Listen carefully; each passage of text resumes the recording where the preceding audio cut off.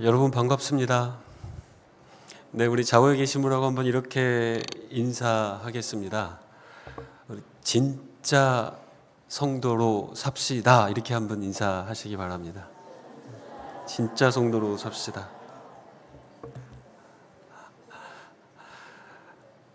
무슨 속으로 나는 가짜인가 뭐 이런 생각하시면 안 됩니다. 네, 그리고 한 번만 더 인사하실 때는 진짜 성도, 진짜 제자로 살기 위해서 우리가 로마서 12장 강의를 지금 시작하는 것이니까 또 우리가 한번 이렇게 인사했으면 좋겠습니다. 그러니까 로마서 12장 그리스도인으로 삽시다. 이렇게 한번 인사하십시오. 그러니까 로마서 12장 그리스도인으로 삽시다. 네.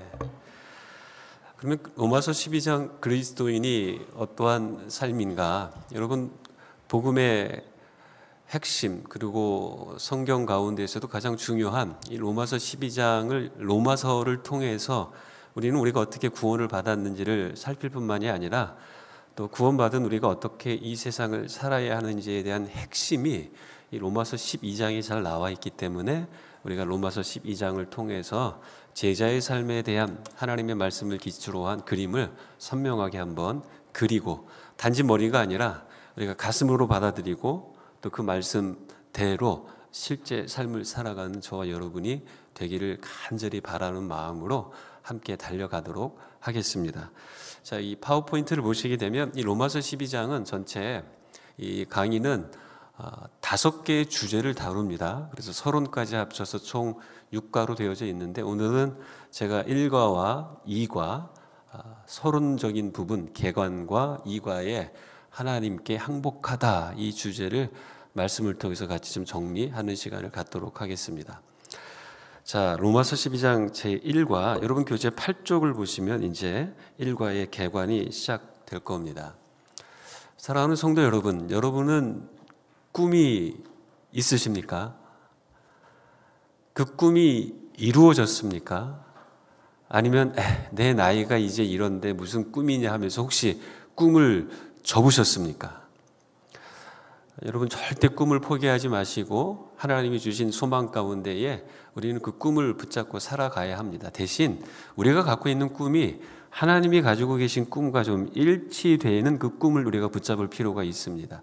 저에게도 꿈이 있습니다. 저의 꿈은 저 푸른 초원 위에 그림 같은 집을 짓고 사랑하는 우리 님과 한평생 한 100년 살고 싶어. 저는 정말 꿈이 있습니다. 이렇게 마당에 있는 그 집에서 야채도 심고 감나무, 대추나무, 제가 꼭 심고 싶은 나무가 그거거든요. 감나무, 대추나무 심고서 살고 싶은. 근데 저의 소박한 꿈이기는 하지만 저는 이것이 뭐 이루어지지 않아도 괜찮습니다. 이거는 뭐 있어도 되고 없어도 되는 거기 때문에 이게 저의 인생의 본질적인 것은 아닙니다. 다만 그냥 이러한 집에서 살아봤으면 좋겠다라는 꿈이죠. 우리 모두에게는 꿈이 있습니다. 마찬가지로 하나님도 우리를 향한 꿈을 가지고 계시는데 먼저 저와 여러분이 한번 고민해 볼 것은 이겁니다. 모든 부모는 자녀에 대한 꿈이 있다. 여러분 동의하시죠? 여러분이 결혼하시고 자녀를 낳고 성장시키는 과정 속에 이 자녀들을 향한 기대감이 분명 있었을 겁니다. 그게 부모가 자녀를 향한 꿈이라고 할 수 있죠. 근데 성경을 보게 되면 부모가 자녀에게 갖는 그 꿈에 대한 아주 모범적인 답안을 주는 이야기가 나옵니다. 그것은 다윗이 그의 아들 솔로몬을 향하여서 꿈을 가지고 있었습니다. 그 꿈의 내용 우리 한번 같이 읽어볼까요? 역대상 28장 9절인데요. 함께 읽겠습니다. 시작.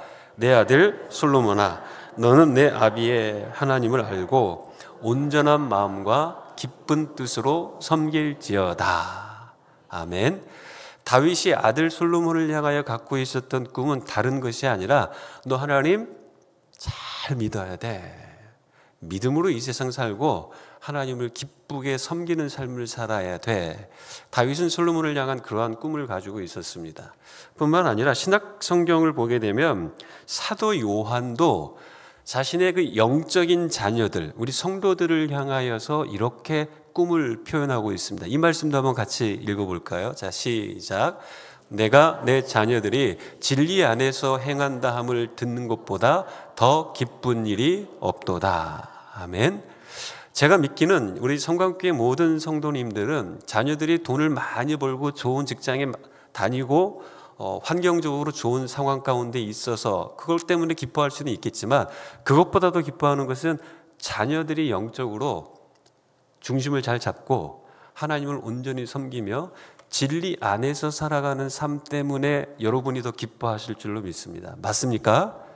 예, 사실 그게 우리의 꿈이 되어야 하고 부모로서 자녀를 향한 가장 강력한 기대감이 되어야 하는데, 사도 요한이 우리에게 그것을 가르쳐주고 있습니다. 그리고 또 한 가지가 있어요. 진짜 하나님도 우리를 향해 꿈을 가지고 계시다는 겁니다. 하나님께서는 그분의 자녀에 대한 꿈을 가지고 계시는데, 자, 그 꿈이 어떤 내용이냐면 성경 전체, 더 나아가서 로마서를 통해서 우리가 갖는 해답은 이겁니다. 하나님께서는 그분의 자녀가 작은 그리스도인, 작은 그리스도, 즉 그리스도인이 되기를 간절히 바라신다. 그러니까 하나님께서 육신을 입고 이 땅에 오셨죠. 그분이 예수 그리스도이십니다. 우리를 향한 하나님의 꿈은 바로 그겁니다. 우리가 마치 예수님을 닮은 그 모습, 작은 그리스도로 이 땅에 살아가기를 하나님이 그토록 소원하고 계시는 겁니다. 그렇기 때문에 하나님께서는요, 두 번째로 그분의 자녀가 그분의 성품과 영광을 비추는 거울이 되기를 간절히 바라신다. 혹시 보이십니까? 저 파워포인트 왼쪽 편의 구석에 한 사람이 거울을 보고 있는데 그 거울에 비친 이미지는 누굴까요? 예수님입니다. 그러한 모습을 원하시는 거예요. 우리 모두가 다 믿음의 장성한 분량에 이르기까지 그리스도를 닮아가고 그분의 성품을 나의 성품으로, 하나님의 꿈이 나의 꿈, 나의 비전, 그 다음에 하나님의 그 인격이 나의 인격이 되는 예수님을 닮아가는 그러한 삶을 하나님이 그토록 우리를 향하여 가지고 계신 꿈으로 지금 이야기하고 있는 것이죠. 그리고 세 번째, 하나님께서는 그분의 자녀가 다른 표현입니다. 예수님을 닮은 모습 혹은 작은 그리스도로 살아가는 그 모습, 여기서 그 모습을 제자라는 단어로 쓰고 있는 것입니다. 제자. 그분의 자녀가 제자가 되기를 간절히 바란다. 우리 모두가 누가 되기를 원하신다고요? 제자. 자, 한번 우리 이 강의가 그 주어진 시간 안에서 핵심만 딱딱 짚고 그것을 선명하게 기억하는 것이 굉장히 중요합니다. 제가 많은 이야기를 드릴 수 없기 때문에, 그래서 제가 가장 중요하다라고 생각하는 그 개념들을 여러분께 계속 반복적으로 서로 인사하면서 마음에 담도록 하려고 하는 작전을 제가 세우고 왔습니다. 그러니까 이번에 다시 한번 부탁드릴 테니까 이렇게 한번 인사하십시오.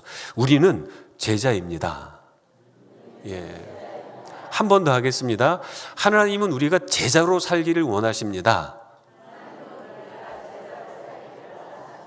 자, 이게 무엇이라고요? 하나님의 꿈입니다. 하나님의 꿈.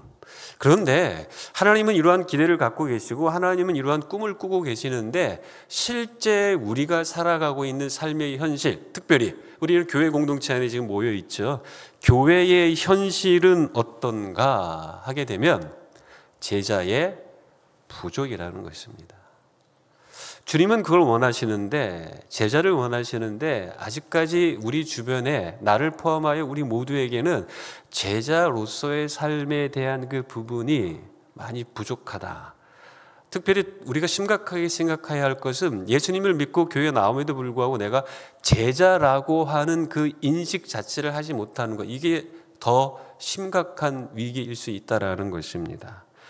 여러분, 최근에 나온 통계를 보게 되면 현재 기독교인의 추정수는 대략 771만 명이라고 합니다. 전체 인구의 한 15% 정도.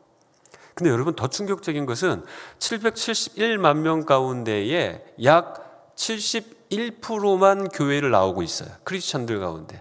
나머지 여러분 29%, 대략 숫자로 보면은요 226만 명 정도는 가나안 성도라는 통계가 있습니다. 예수님을 믿음에도 불구하고 나는 교회 안 나가. 이런 생각을 가지고 계신 분이 있습니다. 이것은 누구의 탓이 아닙니다, 여러분. 우리 모두의 책임, 교회의 공동체 스스로가 책임을 좀 가져야 할, 책임의식을 좀 가져야 할 부분이 분명히 있습니다. 여러분, 분명한 것은 내가 그리스도인이라면 그리스도의 말씀을 따라 살아가야 하는데, 그리스도의 말씀의 분명한 지침은 우리가 교회로 부름을 받았고 교회의 머리는 그리스도이고 교회의 몸은 우리라고 분명하게 이야기해주고 있기 때문에 믿음이 있다, 하나님을 믿는다, 그리스도를 따르는 제자라는 이러한 정체성을 갖고 있는 사람들은 절대 교회 밖에서 신앙생활을 해서는 안 됩니다. 몸을 세워가야 하는 것이 우리의 부르심이기 때문에 그렇습니다. 여러분, 교회 현실은 여전히 제자가 부족하다라는 거예요. 왜 그럴까요? 오늘날 세계 곳곳에 교회에 가장 필요한 것 한 가지는 믿는 자들의 영적 성숙인데, 영적 성숙이 관심이 아니라 그냥 교회에 출석하는 것으로만 만족한 사람들이 꽤 있다라는 거예요. 그게 제자들이 부족한 교회의 현실입니다.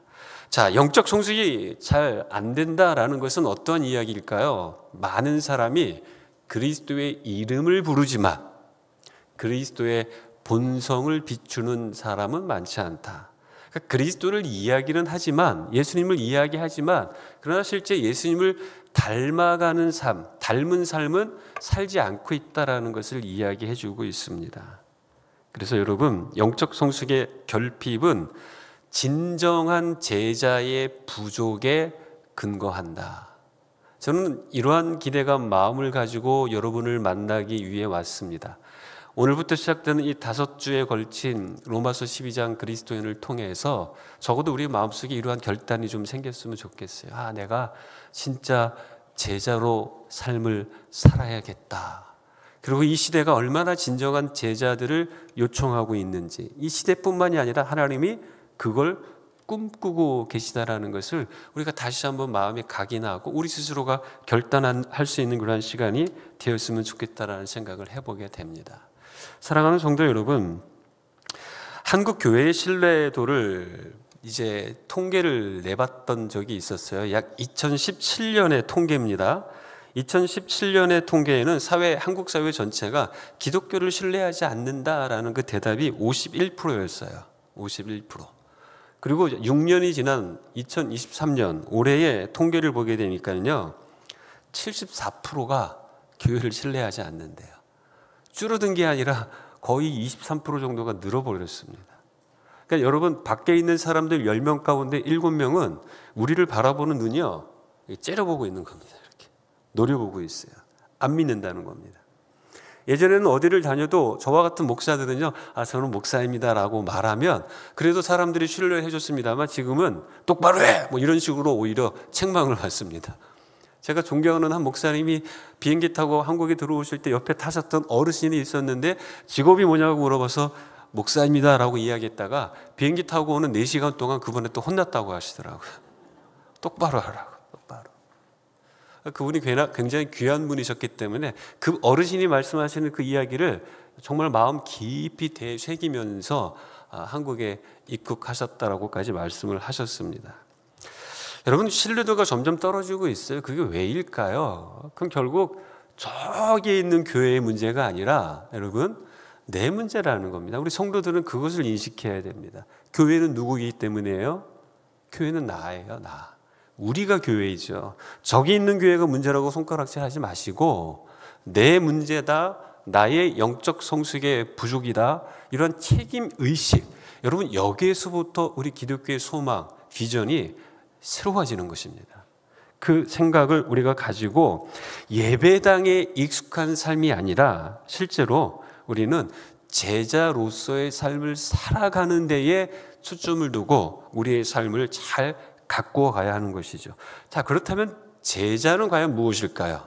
제자의 정의를 좀 우리가 생각해 봐야 하는데, 여러분, 다른 것이 아니라 제자는 따르는 사람입니다. 사전적 정의를 보면 예수 그리스도를 따르는 사람이나 학생, 일반 사전적 개념은 따르는 사람 혹은 배우는 사람, 학생, 이러한 정의를 일반적으로 내릴 수가 있습니다. 그러나 우리는 이제 말씀 안에서 그리스도를 따라간다라고 하는 그리스도인으로서의 그 제자 정의는 여기 나오는 대로 예수님을 따르는 사람입니다. 예수님에게서 배우는 사람, 이것이 제자의 정의입니다. 그렇기 때문에 제자란 예수님과 관계를 맺고 그분의 주변에 함께하는 남녀들이다. 그러니까 즉 주님과 늘 함께하는 삶을 살아가는 사람들이 제자라는 것입니다. 자, 여러분께 한번 질문을 또 드릴게요. 그렇다면 여러분은 제자입니까? 내가 기쁠 때에도 주님을 떠올리면서 감사하고, 내가 어렵고 힘든 일을 만나서 너무 어렵고 힘들어서 괴롭지만 그 괴로움을 주님께 내어드리며 또 주님과 관계를 맺고, 아프지만 이 아픔 속에서도 나의 육체적 한계를 깨닫게 하시고 육체적으로 고통당하고 있지만 주님은 이 모든 것들을 알고 계시지, 나의 육체적 고통 가운데에서도 내가 주님과의 관계 속에서 이 고통을 느끼고 있는지. 여러분, 그렇다면 우리는 제자입니다. 제자. 예수님의 이름을 휘두르면서 내가 원하는 것들을 얻고 성취하는 그러한 삶이 아니라 아프나 건강하나 기쁘나 슬프나 웃을 때나 눈물 흘릴 때나 그 중심 속에 주님이 있어서 기쁨의 이유도 주님, 눈물의 이유도 주님, 고통의 이유도 주님, 이 모든 것들을 섭리하고 계시는 분이 나의 주님이시다라는 생각을 하고 있다면 여러분, 저와 여러분은 제자로서의 정체성을 가지고 살아가는 사람들이 맞습니다. 우리는 그러한 삶을 살아가기 위해서 오늘 말씀을 통해서 우리의 삶을 점검하는 것입니다. 그렇기 때문에 저와 여러분이 제자라는 인식을 가지고 어디에 초점을 두셔야 되냐면 세 번째로 말하고 있습니다. 제자란 다른 사람이 볼 수 있도록 예수님의 본질과 성품을 나타내며 산다. 더 쉬운 말로 저 사람을 보니까 예수님을 보는 것 같아 라는 그 인식. 그분들이 예수님은 잘 몰라도 어쨌든 저 사람을 보니까 예수님이 누군지는 알 수 있을 것 같아. 그러한 인식이 그들에게 들 수 있도록 우리는 우리의 삶을 그리스도를 붙잡고 그리스도를 따라가고 그리스도와 함께하는 삶을 살아가도록 우리 자신을 내어드려야 한다는 것입니다. 이게 도전입니다, 여러분. 도전. 완벽하진 않지만 완벽한 모습으로 제자의 삶은 아닐지라도 그것이 정답이라는 사실을 알고 그것을 붙잡고 넘어지고 기웃뚱거리고 흔들릴지라도 중심 잃지 않고 그 길을 계속 걸어가는 것, 여러분, 그것이 제자로서의 우리의 삶이 되어야 한다는 것입니다. 자, 여러분께 질문을 한번 드릴게요. 한번 속으로 답하시면 됩니다. 제자가 예수님을 따르는 사람이라면 제자의 모습을 가장 잘 묘사하는 것은 무엇일까? 우리가 지금까지 배웠습니다. 제자의 삶을 가장 잘 묘사하는 모습, 어떤 모습이 제자의 삶을 잘 묘사할까? 다른 게 아니라 주님 닮아가는 거, 주님 따라가는 거. 그럼 어디로 가야 될까요? 주님을 따라가고 닮아가는 그 주님의 모습이 도대체 어디에서 나올까요? 바로 하나님의 말씀입니다, 여러분. 그래서 말씀 중심으로 살아간다는 것은 그 의미입니다. 말씀 속에서 주님을 만나고 말씀 속에서 하나님을 발견하고 그분의 뜻과 계획을 찾고, 그 말씀 중심으로 살아가는 것입니다. 그래서 우리는 제자의 모습을 가장 잘 묘사하는 것이 성경 말씀 속에 나오기 때문에 우리는 로마서 말씀을 통해서 이 제자의 삶에 대한 핵심들을 하나하나 정리해 가는 것입니다. 그래서 답도 줬잖아요. 여기 위에 보시게 되면 질문에 대한 답은 무엇일까요? 로마서 12장. 로마서 12장.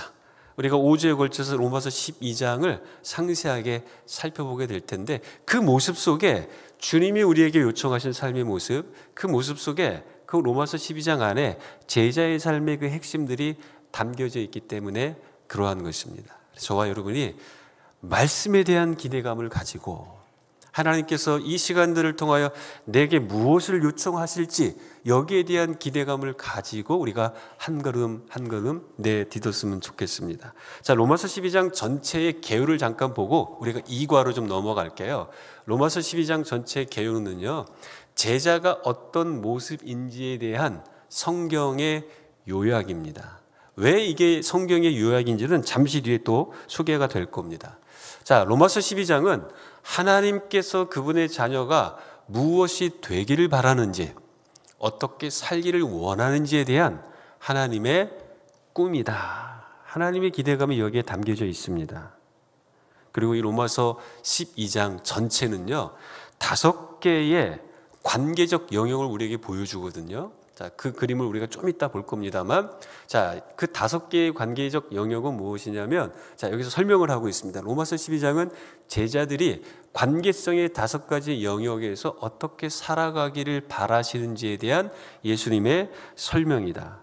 여러분, 여기서 5개의 관계는 무엇이냐면, 하나님과 나하고의 관계, 하나님과 나하고의 관계, 그리고 나와 세상과의 관계, 그리고 나와 내 자신과의 관계, 나와 성도들 간의, 신자들 간의 관계, 그리고 마지막으로 나와 내게 악을 행하는 사람들에 대한 그 관계, 그들에게 어떻게 내가 대할 것인가, 악을 행하는 사람들과의 관계, 이 5가지 관계적 영역들을 이 로마서 12장이 우리에게 가르쳐주고 있습니다. 이걸 하나하나 우리가 살펴가게 되는 것입니다. 자, 이 관계를 이러한 표로도 정리할 수 있습니다. 자, 여러분 교재 12쪽에 보면 이러한 표가 나올 겁니다. 하나님과 나와의 관계, 이 관계 속에서 우리의 삶은 하나님께 항복하는 겁니다. 항복. 그리고 세상과 나와의 관계 속에서는 세상과 구별된 삶을 살아야 한다. 그리고 나와 내 자신과의 관계는 내 자신을 올바르게 평가하라는 겁니다. 내 자신을 제대로 보라는 겁니다. 하나님 안에서.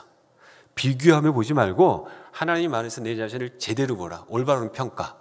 그리고 나와 신자들과의 관계, 저와 여러분과의 관계, 사랑으로 섬기는 삶을 통해서 관계를 맺으라는 겁니다. 섬김. 자, 그리고 내게 악을 행합니다. 믿는 사람이든 믿지 않는 사람이든 내게 악을 행하는 사람들이 있어요. 우리가 더 괴로운 경우는 믿는다고 하는 사람이 그리스도인이라고 하는 사람이 나를 괴롭힐 때가 있거든요. 이럴 때는 정말 견디기가 어려운데, 어쨌든 내게 악을 행하는 사람들을 향한 관계 속에서 우리가 어떠한 삶을 살아야 되는가? 초자연적인 반응으로 반응하라는 겁니다. 이게 도대체 뭔지 모르겠죠. 나중에 마지막 주 5번째 주에서 배우게 될 텐데, 저는 이 로마서 12장 메시지 가운데에서 마지막 저 5번째 메시지가 저의 인생을 굉장히 많이 바꿨습니다. 굉장한 도전을 줬기 때문에 그렇습니다. 자, 제가 5번째 과를 강조하는 이유는 그때까지 빠지지 마시고 꼭 참석해 달라는 요청이기도 합니다. 자, 이 5가지의 관계에 대하여서 우리가 어떠한 태도와 어떠한 삶의 모습으로 살아야 되는지를 살펴가는 것이 이 로마서 12장 그리스도인의 전체 구조라고 할 수 있습니다. 자, 하나님께 항복한다, 세상과 구별된다, 올바르게 자기를 평가한다, 사랑으로 다른 사람을 섬긴다, 그리고 악을 행하는 자들에게 초자연적으로, 그러니까 본능과 본성대로 반응하지 말고 제자답게 주님이 반응하는 것처럼 반응해야 된다라는 그 메시지를 우리에게 주게 될 겁니다. 그래서 이 로마서 12장 전체의 문맥을 보게 되면은요, 첫 번째로 이 로마서 12장이 여러분에게 가르치는 것은, 그러니까 열심히 노력해, 선하게 살아, 이런 종류의 것들처럼 도덕적 행동 규칙만을 강조하는 것이 아니라는 겁니다. 그것에 기초하고 있지 않아요. 이 2번째가 굉장히 중요한 건데요, 로마서 12장은 하나님께서 이미 나에게 행하신 일에 대해 내가 하나님께 반응하는 것이지, 내 의지와 결심을 통해 이렇게 살아야지라는 노력을 요청하는 게 아닙니다. 그래서 로마서 6장에는 우리가 성령이 우리 안에 거하시기 때문에 우리가 어떻게 우리 자신을 하나님께 내어드려야 되냐면, 의의 병기, 무기로 내어드리라고 이야기하죠. 내가 주도권을 가지고 살라라고 우리에게 요청하고 있지 않습니다. 여러분, 이건 굉장히 중요한 부분입니다. 우리는 성령의 인도함을 받는 사람들이고 삶의 주도권이 하나님께 있기 때문에 우리 자신을 드리는 것입니다. 내 삶에 내가 주도권을 갖고 있어서 내가 노력하면 된다, 이런 의미가 아니라는 것을 분명하게 성경은 가르쳐주고 있는 것입니다. 자, 그리고 로마서 전체 이 12장의 문맥은요, 앞에 로마서 1장에서부터 11장이 존재한다는 것을 여러분이 꼭 기억하십시오. 꼭 기억하십시오. 이게 무슨 의미냐면 제가 간략하게 설명을 드리겠습니다. 로마서는 1장부터 3장까지 우리의 죄에 대하여 이야기합니다. 모든 사람이 죄를 범했다. 4장부터 5장까지는 죄인인 우리를 예수 그리스도께서 십자가에 달려 돌아가심으로 구원하셨다라는 이야기를 합니다. 죄, 구원. 그리고 세 번째 6장부터 8장까지는 구원받은 우리 안에 성령께서 거하시기 때문에 성령이 이끌어 가시는 대로 순종하는 거룩한 삶, 성화의 삶에 대하여서 가르쳐 줍니다. 자, 로마서 전체 이건 꼭 기억하십시오. 죄에 대하여 이야기한다. 1장부터 3장, 4장부터 5장은 죄인인 우리를 구원하신 것을 가르치고 있고 6장부터 8장은 거룩한 성령이 우리 안에 내주하시면 우리를 이끌어 가시기 때문에 우리는 점점 더 거룩한 삶으로 나아가는 성화의 삶으로 살게 된다. 그리고 하나님이 한번 죄인이었던 우리를 선택하시고 구원하시고 이끌어 가시기 때문에 하나님은 절대 우리를 포기하지 않으세요. 자, 이 부분이 어떤 부분이냐면 하나님의 주권이라는 이야기를 합니다. 하나님이 한번 선택하셨기 때문에 절대 그 사람을 포기하지 않고 그의 삶에 끊임없이 개입하시며 이끌어 가신다라는 겁니다. 책임지신다라는 거예요. 그리고 마지막 이제 로마서 12장 그리스도인과 매우 중요하게 연결되어지는 그 연결점이 뭐냐면 로마서 12장 1절 하나님께 항복하는 삶을 사는 겁니다. 왜냐하면 하나님께 항복해야지 행복한 삶을 살 수 있기 때문에 그렇습니다. 행복은 목표가 아닙니다. 행복은 하나님을 향하여 주님의 뜻대로 추구하는 삶을 살아가는 과정 속에 하나님이 주시는 선물이 행복입니다. 행복은 누리는 것이죠. 쥐기 위하여 추구하는 것이 아닙니다.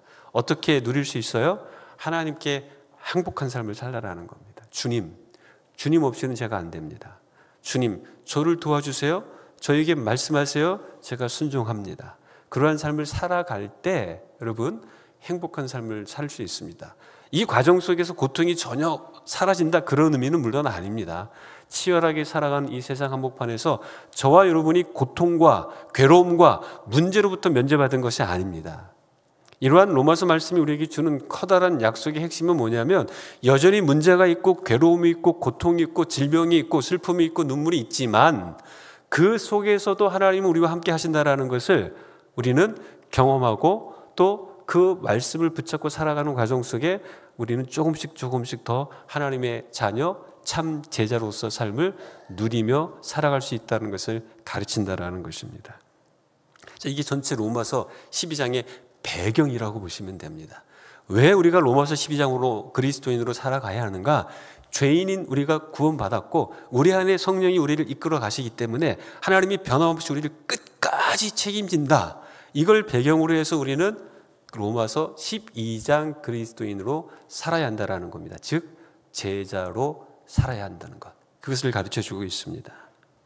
자, 그래서 로마서 12장 그리스도인이 우리에게 가르쳐주고 있는 핵심은 이겁니다. 여러분 결론적으로 우리가 이 부분을 파워포인트가 너무 빨리 갔어요.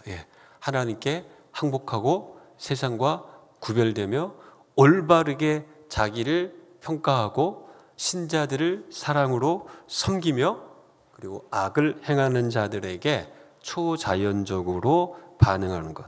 근데 여러분 이거 막 너무 쓰시려고만 하지 마세요. 앞에 또 박스 방금 전에 살펴봤던 박스 안에 있던 그 내용을 그대로 지금 옮긴 것 뿐입니다. 여러분. 자, 항복한다, 구별되어야 된다, 올바르게 평가한다, 사랑으로 섬긴다, 그 다음에 초자연적으로 반응한다. 이것이 로마서 12장이 우리가 지향하는 아주 중요한 지점입니다. 그러면 일과의 결론을 제가 말씀을 드릴게요. 일과의 결론은 이것입니다. 오늘날 교회의 위기, 너도 나도 할 것 없이 교회가 문제다 위기다라고 이야기하는데 제가 다시 한번 당부합니다. 저 교회 그것이 아닙니다. 나의 문제라는 것입니다. 나의 문제. 교회인 나의 문제. 우리가 책임의식을 갖고 이 위기의식을 가져야 됩니다. 자, 교회 지도자들이 로마서 12장 그리스도인을 훈련시키고 온전하게 할 것인가? 공동체적으로. 우리 남 목사님께서 아주 좋은 결단을 하신 것 같아요. 제자의 삶을 살도록 하기 위해 로마서 12장을 가르쳐야 하겠습니다. 이 결단을 했다는 게 얼마나 저는 감사한지 모릅니다. 오래전에 한 달 반 전에 저한테 전화하셔서 요 일정을 요청하실 때 제가 속으로는 굉장히 감사했습니다. 예. 여러분은 감사하지 않습니까? 우리 목사님께 감사하다고 박수 한 번만 이렇게. 네. 다른 게 아니라 여러분의 영적 성장을 위해서 정말 진지하게 고민하고 있다는 것을 제가 많이 느꼈기 때문에 그렇습니다. 여러분의 영적 유익을 위해서라면 무엇이든지 하려고 하는 그 열정을 제가 느끼고, 감사한 것은 저를 또 한 번 불러주신 것에 대해서 저는 또 감사하게 되었다는 것입니다. 자, 공동체적으로 계속 훈련하고 가르쳐야 한다는 걸 이야기하고 있고요. 두 번째로는 개인적으로도 마찬가지입니다. 나의 위기가 이것이라는 겁니다. 로마서 12장 그리스도인으로 살아가야 한다라는 것, 이 의식이 있어야 됩니다. 그래서 하나님의 자비에 응답해서 로마서 12장 그리스도인이 되는 일에 모든 것을 헌신할 것인가? 헌신하시기를 축원합니다. 예. 말씀에 여러분 자신을 헌신해야 된다라는 것입니다.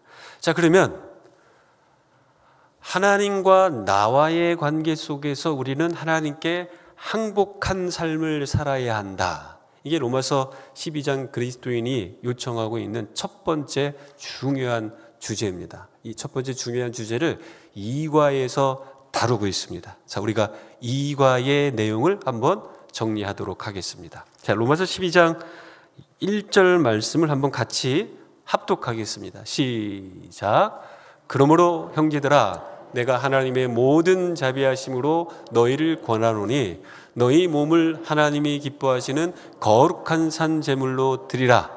이는 너희가 드릴 영적 예배니라. 아멘. 자, 12장 1절 말씀을 우리가 하나하나 살펴갈 때 여러분에게 먼저 이 말씀, 이 두 가지 비유의 말씀을 읽고서 또 시작을 하겠습니다. 이 말씀도 한번 같이 읽을게요. 시작. 천국은 마치 밭에 감추인 보화와 같으니 사람이 이를 발견한 후 숨겨두고 기뻐하며 돌아가서 자기의 소유를 다 팔아 그 밭을 사느니라. 또 천국은 마치 좋은 진주를 구하는 장사와 같으니 극히 값진 진주 하나를 발견하며 가서 자기의 소유를 다 팔아 그 진주를 사느니라.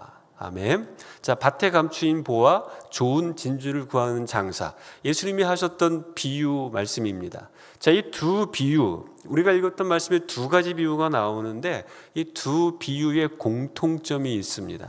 자, 공통점 5가지가 있는데, 첫 번째, 자신이 발견한 것의 가치를 인식합니다. 너무 중요하다, 너무 소중하다, 비싸다, 이걸 인식합니다. 두 번째, 발견한 순간 어쩔 줄 모르는 기쁨을 경험합니다. 웬 떡이야, 뭐 이런 거죠. 예. 세 번째, 소유하려는 결단이 있었습니다. 너무 귀한 건데 누군가가 차지하게 내버려 두는 게 아니라 그걸 나의 것으로 삼고 싶어 합니다. 네 번째, 모든 소유를 파는 극도의 희생이 이루어졌다. 너무 소중하기 때문에 어떠한 대가를 지불해서라도 그걸 나의 것으로 만들고자 했다라는 겁니다. 그리고 5번째, 원하는 것을 결국 획득했습니다. 소유하게 되었던 것입니다. 이 두 비유가 이 5가지의 공통점이 있는데, 그렇다면 이 비유가 우리에게 묘사하는, 가르치고자 하는 핵심은 무엇일까요? 첫 번째는요, 한 사람의 모든 소유에 대한 무모한 희생과 과감한 포기라는 겁니다.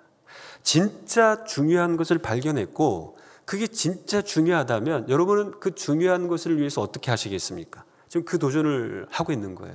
그게 진짜 중요하다면 결단해야 되지 않겠는가? 그것을 위해 희생해야 되지 않겠는가? 그 요청을 주님께서 비유를 통해서 말씀하고 있는 겁니다. 그리고 또 한 가지는요, 한 사람의 우선순위에 대한 포기가 아니라 재평가라는 겁니다. 우리가 헌신이다, 희생이라는 것을 우리 교회 안에서 가끔씩 오해할 경우가 있습니다. 지금 이 두 비유에서도 나오는 이야기인데, 중요한 걸 발견했습니다. 그럼 내가 가지고 있는 것을 팔아서 그 중요한 것을 내 것으로 만듭니다. 근데 우리가 일반적으로 여러분, 내가 가지고 있던 것들을 팔았기 때문에 모든 것을 포기해야 한다, 포기했다, 뭐 이런 생각들로 우리가 오해하는 경우들이 있어요. 이 오해가 어디로 연결되어지냐면, 그렇기 때문에 하나님을 믿고 예수님을 믿고 하나님의 자녀가 되었을 때 내가 무엇을 위해 헌신해야 되겠다라는 생각을 하는 순간 어떤 두려움이 생기냐면, 모든 것을 다 드려야 되는 거 아닌가? 모든 것들을 다 포기해야 되는 게 아닌가? 이러한 두려움을 갖게 되는데, 이게 오해라는 겁니다. 여기서 말하는 것은 포기가 아니라 재평가입니다. 어떤 의미냐면, 내가 이게 제일 중요한 줄 알았어요. 이게 최고인 줄 알았습니다. 근데 더 중요하고 더 최고의 것을 발견했다라는 겁니다. 당연히 이걸 붙잡아야 되지 않겠습니까? 어떻게 해서 이걸 또 붙잡게 되었습니까? 내가 두 가지를 비교해 보니까 내가 지금 가지고 있었던 것과 지금 발견한 것은 가치로 볼 때 비교가 안 되는 겁니다. 그래서 내가 진짜 중요하다고 여겼던 것들을 내려놓고 이건 중요한 게 아니네 깨닫고 새롭게 발견한 그것을 붙잡는 우선순위의 그 재평가가 이루어지고 있는 장면. 여러분, 이 비유에서 이 메시지를 우리에게 주고 있다라는 것입니다. 그러면 우리가 어떻게 우선순위를 재평가하고 내가 내 인격과 삶을 전적으로 내어드릴 수 있을까? 로마서 12장 1절은 전적 헌신에 대한 이야기를 하고 있는데, 자, 본문 바울은 로마에 있는 그리스도인들에게 이렇게 이야기하죠. 전적 헌신에 대해서 아까 우리가 읽었던 말씀입니다.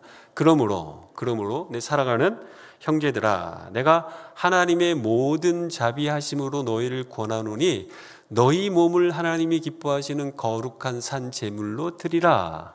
이것이 너희가 드릴 영적 예배니라. 자, 로마서 12장 그리스도인에 있어서 첫 걸음은요, 하나님께 전적으로 헌신하는 겁니다. 여기서의 헌신은 꼭 기억하십시오. 모든 것들을 포기하는 게 아니라 우선순위의 재설정, 재평가. 지금까지 이게 전부인 줄 알았는데 진짜를 만났기 때문에 그 진짜를 향하여서 내 자신을 내어주는 것. 여러분, 이것이 전적 헌신이라는 것입니다. 그래서 하나님께서는요, 저와 여러분에게 기대하는 것이 있습니다. 하나님께서는 예수 그리스도께 온전히 매진하는 사람을 찾고 계십니다.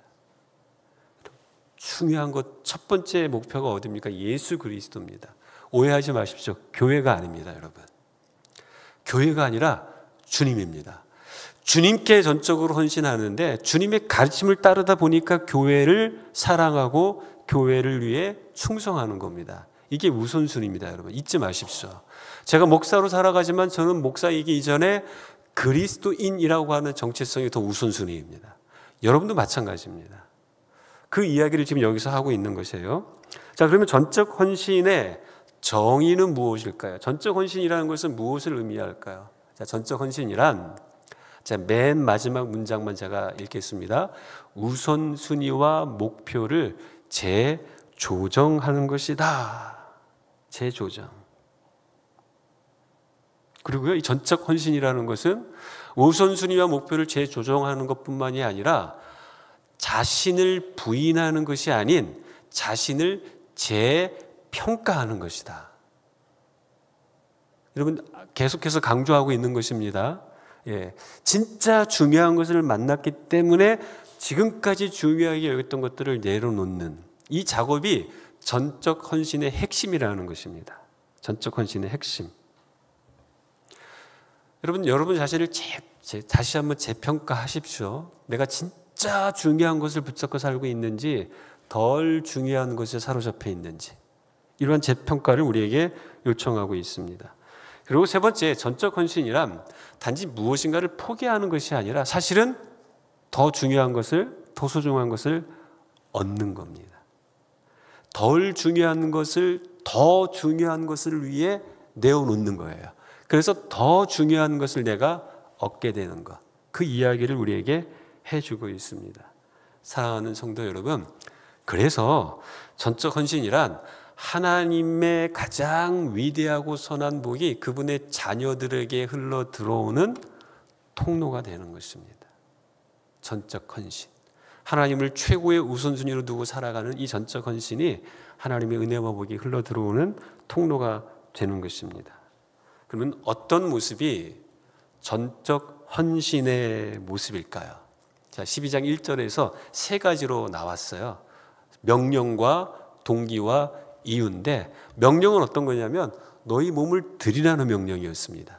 무슨 동기로요? 부자가 되기 위해서, 잘 살기 위해서. 동기는 그게 아닙니다. 하나님의 자비하심으로. 무슨 의미냐면 우리가 하나님의 자비를 입은 자, 은혜와 긍휼을 얻은 자이기 때문에 그것을 동기로 해서 너희 자신을 하나님께 다시 드리라는 겁니다. 이유는요, 이게 영적 예배이기 때문이다. 자, 이걸 하나하나 좀 설명해서 여러분께 말씀을 드릴게요. 자, 명령을 먼저 좀 살펴볼까요? 명령. 지금 너희 몸을 드리라고 이야기하고 있습니다. 우리 몸을 드리는 것. 여러분, 이것이 전적 헌신입니다. 그러면 언제 드리느냐? 언제? 이 드림의 시제를 여기서 이야기하고 있습니다. 드림의 시제. 이 드림이라는 것은요, 내 자신을 드린다는 것은 과거의 어느 시점에서 분명히 일어난 겁니다. 이게 무슨 의미냐면 우리는 예수님을 과거에 믿었잖아요. 예수님 믿고 그때 결단을 하지 않았습니까? 하나님, 저의 인생을 드리겠습니다. 자, 그 이야기를 하고 있습니다. 근데 그때 드렸고 헌신했다고 끝나는 게 아니라 지금도 계속되는 드림이 되어야 한다는 겁니다. 쉬운 예로 결혼하셨죠? 결혼 서약하면서, 성혼 서약하면서 했죠. 자, 그때 결혼 서약하고 잊어버리고 그 약속을 지키지 않는다면 결혼은 사실 유지가 되기 어렵습니다. 그때 약속했기 때문에 지금 그 약속을 지켜가는 것이 가정생활이고 부부 관계라는 것입니다. 자, 드림의 시제, 계속되는 헌신입니다. 그러면 드림의 필요 조건은 무엇인가? 어떤 필요가 우리에게 있어야 되는가? 하나님이 기뻐하시는 제사를 드리라는 겁니다. 드릴 때 받아도 그만, 안 받아도 그만, 에이 이게 뭐야, 이런 거 말고요, 하나님이 기뻐하실 만한 것들을 드려야 됩니다. 그래서 하나님이 기뻐하시는 제사로 드려라. 어떻게요? 그것은 거룩한 제사입니다. 하나님만이 받을 수 있는 구별된 거, 기뻐하시고 거룩한 제사로, 그리고 산 제사로 드리라는 겁니다. 산 제사라는 것은 옛날에 한번 드리고 끝난 것이 아니라 옛날부터 지금까지 계속해서 드려지고 있는 진행형을 표현하는 의미로 산 제물이라고 표현하고 있는 것입니다. 누군가를 데려다가 대신 죽이는 게 아닙니다. 대신 드리는 게 아닙니다. 이젠 그런 거 없습니다. 짐승이든 다른 사람을 데려다 드리는 것 아닙니다. 내 자신을 기꺼이 드리는 것. 그 어떤 동기로 드려야 될까요? 아까 우리가 하나님의 자비하심으로, 여러분, 우리가 하나님께 은혜를 받았기 때문에 그 은혜의 기초에서 하나님 앞에 우리 자신을 드려야 한다는 것입니다. 그래서 동기는, 전적 헌신의 동기는 하나님의 자비하심이라. 여러분, 하나님의 자비하심이란 의미는 여기서 이렇게 설명을 해주고 있습니다. 하나님의 성품과 하나님께서 우리에게 행하신 일을 근거로 해서. 여러분, 받은 게 많다는 것을 기억하면 다시금 내어드리는 게 아깝지가 않아요. 제 아내를 제가 물속에서 빠져 죽어갈 때 건져내줬습니다. 실제로 살려줬어요. 저의 목숨을 걸고. 그래서 지금 만 27년, 28년 결혼 생활하는데 지금까지도 저한테 잘합니다. 생명의 은인이라는 생각 속에서. 여러분, 우리가 받은 게 있기 때문에 받은 걸 기억하면 그것에 기초해서 하나님 앞에 드린다는 겁니다. 이게 동기입니다. 내가 헌신하지 못하는 이유는 내가 받은 게 없다라는 거예요. 받은 게 있음에도 불구하고 헌신하지 않는다는 것은, 여러분, 그것은 배은망덕이라고 우리가 일반적으로 표현을 하죠. 자, 이유는 왜 우리가 전적 헌신을 해야 되겠습니까? 전적 헌신을 해야 하는 이유는 그것이 영적 예배이기 때문이다. 자, 영적 예배가 무엇인가? 여러분, 이 영적이라는 말, 이것이 원래 헬라어로 로기코스라는 단어입니다. 이 로기코스 단어가 가지고 있는 뜻은 어떤 뜻이냐면, 여러분 교재 22쪽 맨 아래 그리고 23쪽 첫 번째 부분에 나오는 세 가지입니다. 영적 예배다라고 하는 그 의미는 정당하다, 논리적이다, 바람직하다. 근데 정당하고 논리적이고 바람직하다라는 것을 평가할 수 있는 대상은 누구냐면 하나님이십니다. 하나님이 보실 때 정당하고 하나님이 보실 때 논리적으로 받아들일 수 있는 것, 하나님이 보실 때 바람직한 그 예배가 영적 예배라는 겁니다. 우리가 과거 신앙 선배님들의 그 표현에 의하면 영빨을 이야기하는 게 아닙니다. 영빨이 아니라 하나님이 받으실 만한, 로기코스라는 단어에서 로직이라는 논리라는 단어가 나왔거든요. 하나님이 보실 때 받으실 만한 그 예배, 합당한 예배, 그 이야기를 우리에게 가르쳐주고 있습니다. 자, 이제 영적 예배라는 의미를 이해하셨죠? 그러면 이제 우리가 마지막 부분으로, 자, 전적 헌신의 실제, 전적 헌신의 삶이 우리의 삶의 실제가 되기 위해서는 관점이 매우 중요합니다. 관점. 우리가 전적 헌신을 어떠한 관점으로 보느냐, 이거 굉장히 중요한데, 하나님께서 전적으로 헌신하는 것을 희생과 자기 부인이라는 측면에서만 바라보면 여러분 두 가지 문제가 나와요. 그러니까 희생이라는 측면에서만 자꾸 전적 헌신을 생각하면 어떤 문제가 나오냐면, 첫 번째는요, 자, 자신을 대단하게 여기는 시각, 자만입니다. 여러분, 희생이라고 생각하니까 내가 개척 멤버인데, 내가 교회 이런 일을 위해서 이만큼 희생했는데, 여러분, 희생이라는 생각을 갖고 가면 내 자신을 자꾸 부각하게 되고, 희생했기 때문에 무엇을 원하냐면 보상을 원하게 돼요. 자꾸. 이 잘못된 방향으로 간다라는 겁니다. 자, 뿐만 아니라 두 번째는 다른 사람들에 대해서 비판합니다. 판단하는 것이죠. 왜요? 나는 이만큼 희생하는데 저 사람은 아무것도 안 하고 있어요. 오늘날에 교회가 세워지기까지 나는 이만큼 희생했는데 당신은 아무것도 안 했잖아. 비교하고 판단하고 정죄합니다. 여러분, 우리가 희생하는 거 왜 희생할까요? 왜 전적 헌신할까요? 하나님께 받은 게 있으니까 하는 거죠. 그것만으로 충분한 겁니다. 그게 이유이죠. 자, 관점 비교하지 마십시오. 나를 대단한 사람으로 자꾸 희생을 생각하면서 그렇게 떠올리지 말라라는 겁니다. 그리고 두 번째로는요, 하나님께 전적으로 헌신한다는 것은 하나님을 바라보는 나의 시각에 기초한 겁니다. 자, 나의 시각에 기초한 결정이라는 것입니다. 하나님을 어떻게 바라보느냐에 따라 여러분, 하나님을 향한 기대가 달라지고, 하나님을 어떻게 생각하느냐에 따라 우리가 어떠한 모습으로 헌신할지가 결정이 된다는 거예요. 여러분, 선하신 하나님은 저와 여러분에게 가장 좋은 것을 주시기를 원합니다.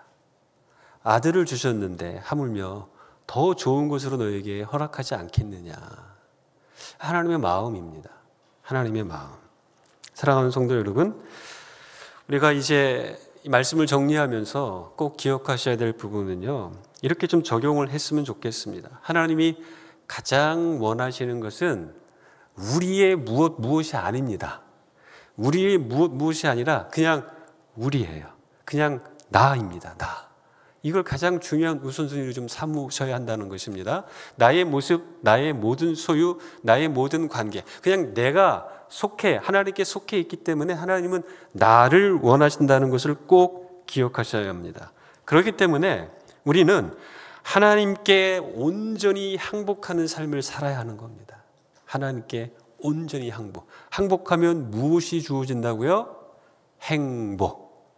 항복하면 행복해진다. 옆분과 한번 인사하면 하겠습니다. 시작. 항복하면 행복해진다. 행복해진다. 그리고 저와 여러분은 이러한 영원한 질문에 답을 해보셔야 될 필요가 있습니다. 어떠한 영원한 질문입니까? 영원한 결과를 낳는 질문. 나는 언제 예수님을 영접했는가? 그리고 예수님을 영접한 이후로 나는 계속해서 내 자신을 드리는 삶을, 헌신하는 삶을 살고 있는가? 제자로서의 삶을 살고 있는가?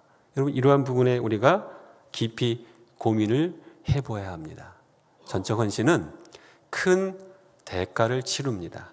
내가 중요하다라고 여겼던 것들을 다 더 중요한 것을 위해 내어놓아야 하기 때문에 여러분, 이건 쉬운 일은 아닙니다. 그러나 내가 내려놓을 수 있는 가장 중요한 동기는 무엇이냐면, 새롭게 발견한 게 얼마나 중요한 가치인지 그 가치를 깨닫게 되면 이미 내가 가지고 있는 것들이 얼마나 하찮은지를 알게 되는 겁니다.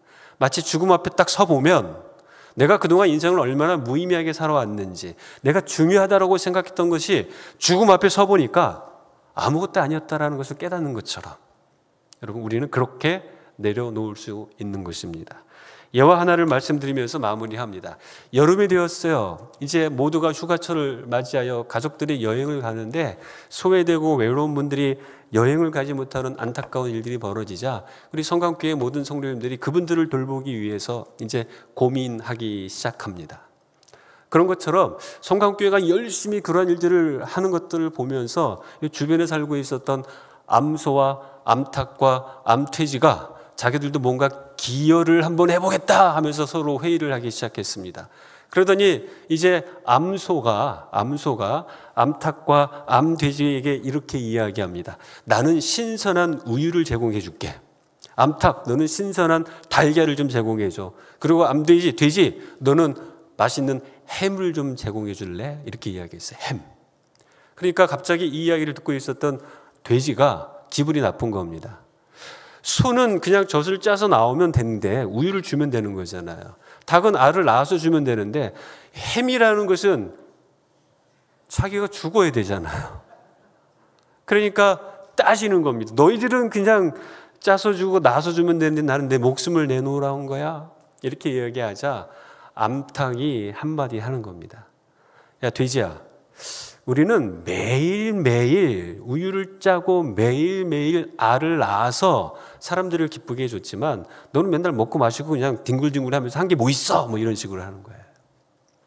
한 번 목숨을 내걸고 주는 것이 진짜 헌신이 아니라 날마다의 삶 속에서 누군가의 필요, 하나님을 향하여서 자기의 삶을 계속해서 내어드리는 이러한 일상, 이러한 헌신, 여러분 이것이 진짜 헌신, 전적 헌신입니다.